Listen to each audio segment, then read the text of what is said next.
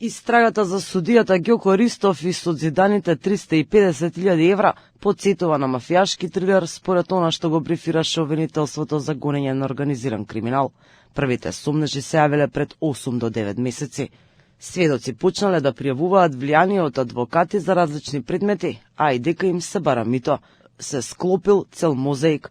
Обвинителката Искра Хадживасилевска вели дека покомплексни се истрагите за лица со влијание, како што е осомничениот судија.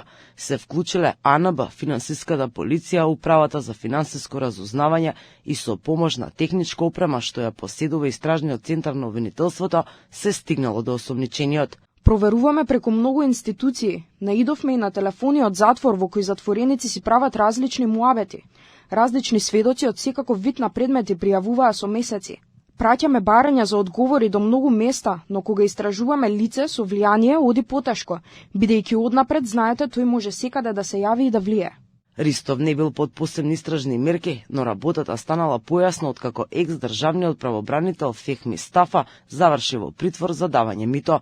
Подкупот бил за Ристов, кој наводно барал 100.000 евра за да го кине притворот на Љупчо Пецов, обвинет во случајот Синџир. Истражителите влегле 2 пати во семејната куќа на Ристов во Неготино. Првиот пат нашле зацементирана дупка што наликува на сеф, но била празна. Вториот пат ги забележале плочките од кујната и со помош на посебен уред ги откриле парите. Се трагало по докази на 3 локации. Ристов поседува и стан од 150 квадрати во Скопското Афталиџе, кој не му е пријавен во антикорупцијска и за кој постои сомневање дека му е незаконски стекнат. Симптоматичен е и куќниот притвор на судијата, со оглед на тоа што станува збор за најдена огромна сума на пари со индиции дека се пари од подкуп за влијание врз судски одлуки. Иако на обвинителката Хадживасилевска и е сомнително боледувањето на Ристов, кое се поклопува со претресета во неговиот дом, сепак тоа било една од причините зашто тој не е зад решетки, туку е дома.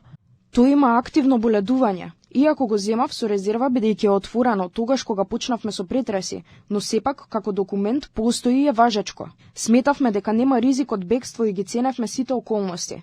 Засега сметаме дека и оваа мерка е доволна. Родителите на судијата тврдат дека парите најдени скриени зад плочките во зидот не се на нивниот син, туку нивни, стекнати од земјоделие. Сепак обвинителството оваа теза не ја смета за релевантна, оттаму им порачуваат на граѓаните да пријавуваат корупција. Како што најавија, истражителите се уште трагаат по други пари и имот, за кои се верува дека судијата незаконски го стекнал. Ристов е осомничен за прикривање на незаконски стекнат имот и пари и за перење на пари. Со овие 2 дела му се заканува затвор од најмалку 10 години.